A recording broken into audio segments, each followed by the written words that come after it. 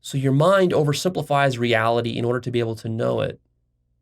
And the reason it has to do this is because reality is infinite. Your mind is finite, so there has to be a simplification process. Now, if you're asking me, well, Leo, how do you know it's infinite? Maybe it's not infinite. Well, I can't explain that here. Just you have to take my word for it. Trust me that reality is infinite. So a simplification has to take place.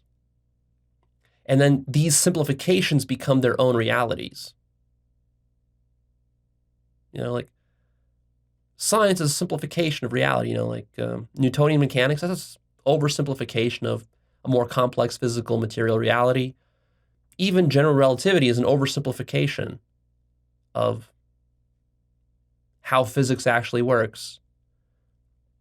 Quantum mechanical models and so forth, those are also simplifications. Scientific models, it's all simplifications because the complexity goes infinitely deep. Our knowledge makes reality feel more solid and objective than it actually is. This is especially the case with science. And here comes in one of my favorite quotes, which is, "The better the model, the bigger the problem." I've talked about this before in the past. The better the model, the bigger the problem. This is where science gets stuck. Knowledge has a constructive element to it that is taken for granted by most scientifically minded people and logically minded people.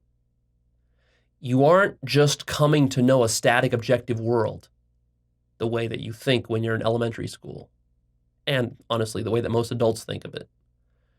What's actually happening is that your mind is playing a constructive, co-creative process. As it's coming to know the world, it's also co-creating the world at the same time. You're inventing as you come to know the world. And so the world is actually entangled with your mind, and your mind is entangled with the world. We've talked about this in the past. Especially, I've talked about it. There's this concept called construct awareness that I mentioned in my episode called The 9 Stages of Ego Development, Part 3 especially. I talk about one of the higher stages of ego development is reaching the construct aware stage. There's multiple stages of construct awareness, but as you become more construct aware, you become more aware of how your mind is inventing reality as you're trying to come to know it. So like, when you're looking at a fork, it's not just that there is a fork floating out in space, then you come along and look at it, and it's like, oh, fork, of course. It was always a fork, and now I see it, and it's still a fork. And whether I see it or don't, it's always been a fork and always will be a fork. See, this is just kind of like a simplistic, materialistic, scientific way of trying to understand reality. But then as you become more sophisticated, you realize that no, there wasn't just a fork floating around in empty space, and then I came along one day and found it and just gave it a name. It's not that simple. This fork is actually entangled with my mind. In fact, this fork, it is your mind. This is your mind. I'm rotating your mind right now, you see?